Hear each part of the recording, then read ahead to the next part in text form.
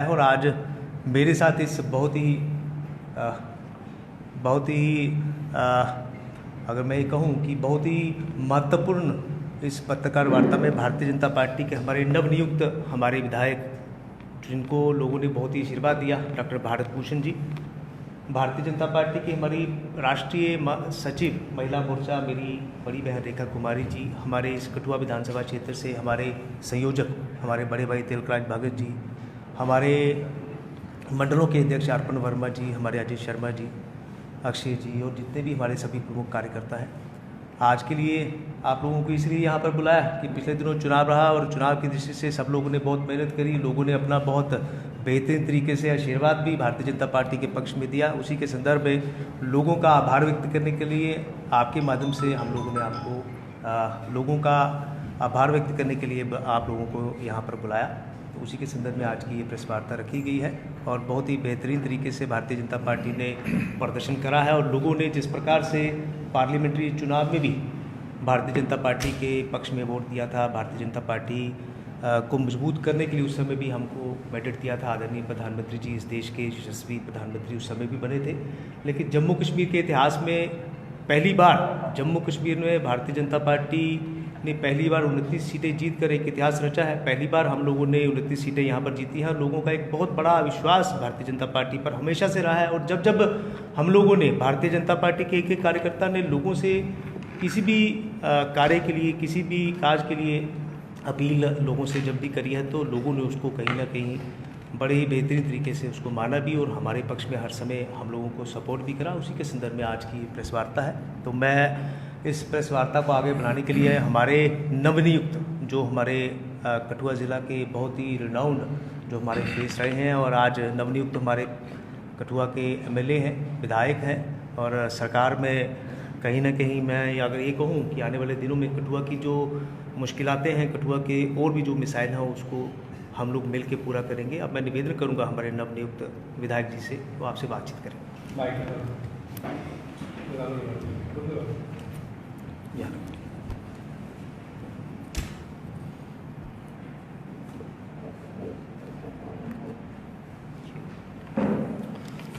धन्यवाद गोपाल महाजन जी हमारे district president हैं और जैसा प्रेसिडेंट साहब ने बताया कि हमारे साथ बैठे हैं मेरी बड़ी बहन आदरणीय रेखा कुमारी जी जो सेक्रेटरी हैं नेशनल वुमेन मोर्चा की बीजेपी की, हमारे सीनियर वाइस प्रेसिडेंट और संयोजक हमारी असेंबली कंस्टिट्यूंसी के तिलकराज भगत साहब, अक्षय भारती जी, हमारे सलाथिया साहब बैठे हैं और हमारे मंडल प्रधान बैठे हैं अर्पण वर्मा जी, अजय जी, राहुल जी तो आज बाहर हैं और बाकी हमारे सारे नेता और सारे मीडिया बंधु, आप सभी को मेरा नमस्कार है। तो आज आप सभी को पता है कि हमारा फर्स्ट को पोलिंग डे था और 8 को रिजल्ट निकले थे और 8 को रिजल्ट है, आप सभी को पता है कि रिजल्ट जो तीनों हमारी असेंबली कंस्टिट्यूंसी थी, हीरानगर, जसरोटा और कठुआ, तीनों को लोगों ने भरपूर आशीर्वाद दिया और आज आप सभी लोगों को इसलिए बुलाया कि मैं पर्सनली अपनी तरफ से आप सभी का, कठुआ की जनता का आपके माध्यम से उनका शुक्रिया अदा करूँ कि जिन्होंने भारी बहुमत से बीजेपी को यहाँ कठुआ में जिताया है और मेरे लिए उनका धन्यवाद करने के लिए मेरे पास कोई शब्द नहीं है। उन्होंने अपने बेटे को, कठुआ के बेटे को, मैंने अपने कैंपेन में भी कहा था कि अपने बेटे को उन्होंने वोट डालना है, तो उन्होंने भरपूर आशीर्वाद दिया और इसी की बदौलत आज मैं जहाँ एमएलए इलेक्टेड हुआ हूँ। इसके लिए मैं उन सभी का, हमारे बुजुर्ग, महिलाएं, मातृशक्ति सारी और नौजवान साथी, उन सभी का शुक्रिया अदा करता हूँ। उनकी वजह से मैं आज असेंबली में पहुँच पाया हूँ। उसके साथ साथ मैं अपने मीडिया बंधुओं का भी शुक्रिया अदा करता हूँ कि जिन्होंने टाइम पे हमारी जो कैंपेनिंग चल रही थी उसको लोगों तक पहुँचाया, हमारे पॉलिसी और प्रोग्राम्स को लोगों तक पहुँचाया, हमारे मैसेज को, और लोगों तक कहीं ना कहीं वो मैसेज पहुँचा और उसी का नतीजा है कि आज हमारी तीनों सीटें जहाँ से हम जीते हैं, कठुआ, जसरोटा और हीरानगर से। और मैं आपके माध्यम से ये कहना चाहता हूँ कि कठुआ की जनता ने जो विश्वास जताया है, मैं उस पर पूरा उतरने की कोशिश करूँगा और अपनी तरफ से पूरी कोशिश करेंगे कि जो उनकी उम्मीदें हैं, आकांक्षाओं पे मैं पूरा उतरूँ और जो भी हमारी कठुआ की डिमांड्स होंगी हम सारे मिलजुल के उन डिमांड्स को हल करने की कोशिश करेंगे और पूरी निष्ठा के साथ मैं काम करूँगा।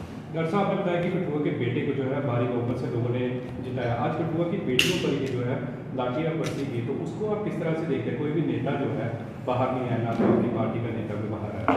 नहीं, मेरे से ज्ञान में नहीं है। कहाँ हुआ जी? आज पूरे शहर में जोरदार प्रदर्शन किया स्मार्ट मीटर्स के विरोध में जनजागृति मंच द्वारा। अगर ऐसा अगर कहीं बेटियों पे प्रदर्शन हुआ तो मैं उसकी कंडेम्ड करता हूँ उसको, और जिसने भी किया है वो गलत किया है, मेरे से ज्ञान में नहीं है।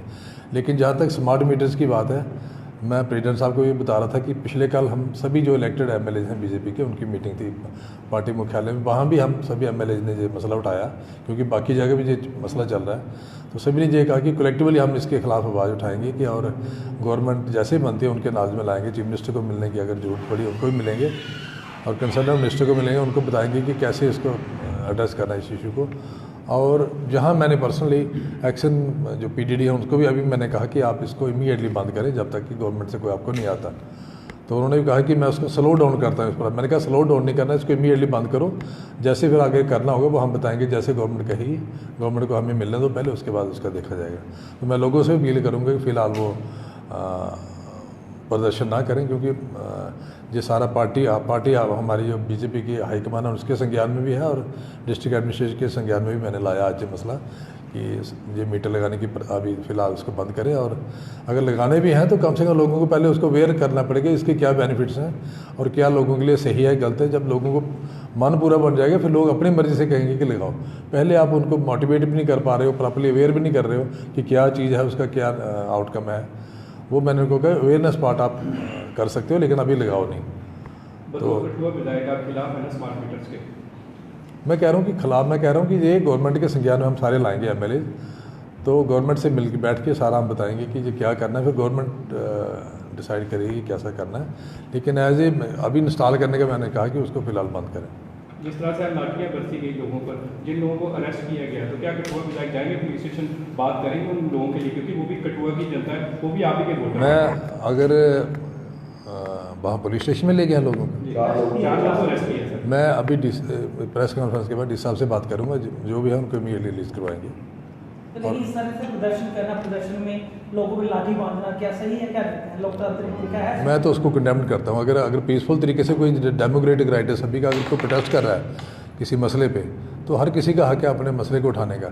और उसको कोई फोर्सिबली बंद करना चाहता है तो वो गलत बात है, और उसकी मैं डीसी कठुआ से अभी बात करूँगा। क्या समझते हो कि ये लोकतंत्र की हत्या की गई है?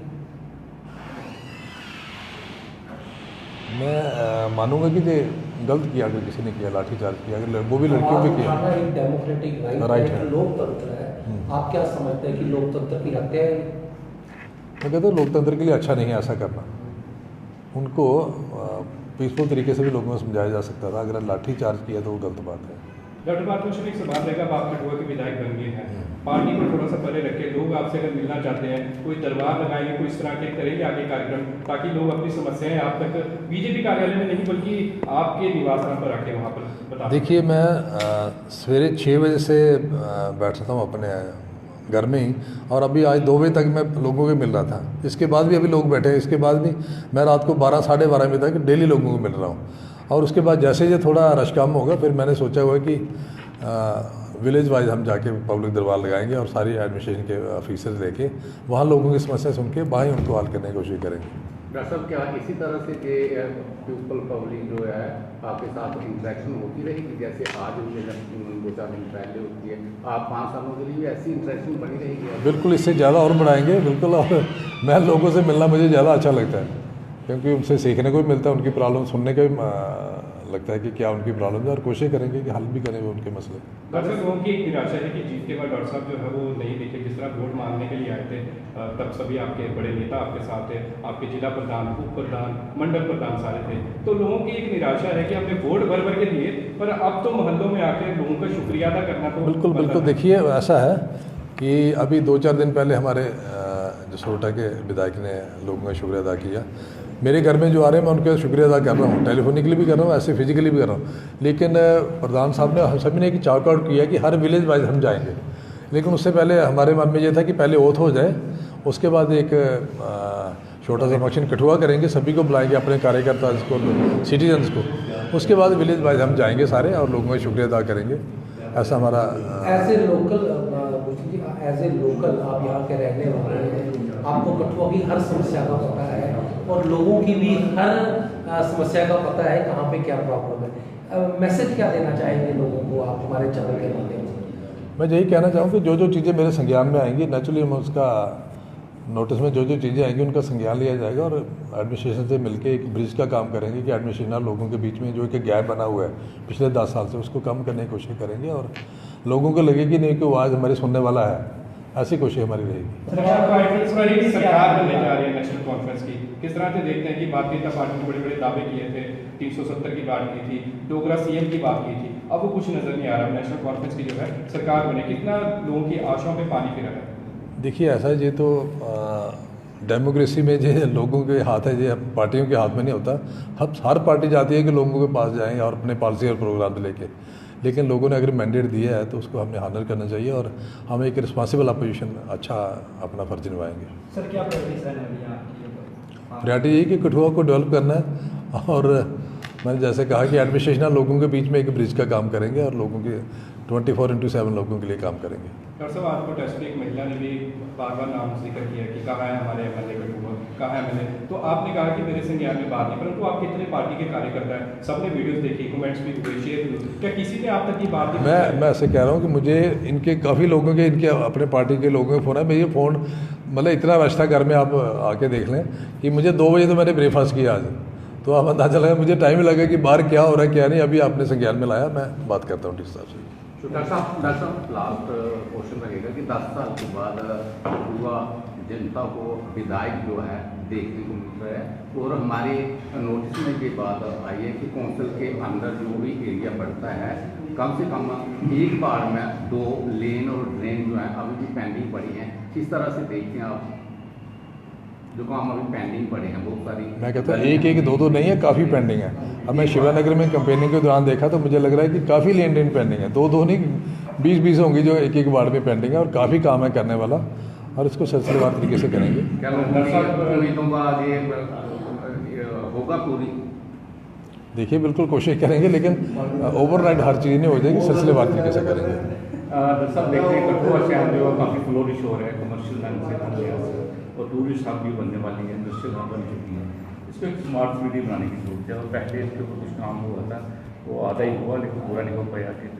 पहले तो स्मार्ट मीटर वाला मसला हल करते हैं, उसके बाद स्मार्ट सिटी बनाएंगे। फिर उसके लिए क्या प्रपोजल रहेगा? क्योंकि कठुआ में जितना भी ट्रैफिक जैम है, रेडियाँ फड़ी, दूसरा एक मतलब हेजॉर्डियस कंडीशन जो है हम देख रहे हैं ये ऐसा जैसे ओथ का हो जाएगा ना, उसके बाद सिलसिलेवार तरीके से डिपार्टमेंट वाइज इनका रिव्यू करेंगे कि क्या क्या उनके पॉलिसीज और प्रोग्राम्स हैं, क्या क्या उन्होंने कठुआ के लिए रखा है, पेरिफेरी के लिए क्या रखा है, उसके बाद देखें प्रायोरिटीज करेंगे। म्यूनसिपल काउंसिल का बुरा हाल है, हर जगह गंदगी ढेर है, इस वक्त इसको आगे आएगा।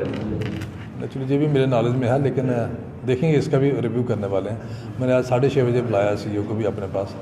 सर नशे की अगर बात करें तो युवा जो देख रहे हैं लगातार नशों की ओर बढ़ रहे हैं, सर क्या प्रायोरिटीज रहने वाले हैं नशे के खिलाफ आपकी? देखिए वो मैंने पहले भी आप इसके बारे में कहा था कि नशा हमारे कठुआ में काफ़ी उसका प्रचलन हो गया। कोशिश करेंगे हमारे जितने भी इसके स्टेक होल्डर हैं उनको एक्टिवेट करके, जो डिपार्टमेंट की एजेंसीज हैं उनको करके कि लोग जो हमारे नौजवान हैं उनको उस तरीके से दोबारा सोसाइटी में लाया जाए और जो नशे की लत जिनको लग गई है उनको प्रॉपरली रिहैबिलिटेट करने के लिए सोचेंगे। तो क्या मैसेज देना चाहिए प्रेस वार्ता के माध्यम से आप युवाओं के लिए? मैं उनको यही कहूँगा कि आप पढ़ाई लिखाई की तरफ ध्यान दें, कंस्ट्रक्टिव एक्टिविटी की तरफ ध्यान दें और लाइफ बड़ी सुंदर है, लाइफ में और बड़ी चीज़ें करने वाली और बड़ी इंसानी जो जन्म है बड़ी देर मुश्किल से मिलता है, इसको व्यर्थ में ना जाने दें और पूरा इसका अपनी जितने भी अपनी पोटेंशियल है उसको नेशन बिल्डिंग में लगाएं, अच्छे काम के लिए लगाएं। स्पोर्ट्स एक्टिविटी के लिए काफ़ी बहुत कम प्रयास हो रहे हैं। स्पोर्ट्स स्टेडियम का एक में हालत बहुत ख़राब है और हमेशा डिमांड रहती है कि पावर नहीं है, ग्राउंड अच्छे नहीं है, स्पोर्ट्स का मटेरियल नहीं है, कोचेस नहीं है।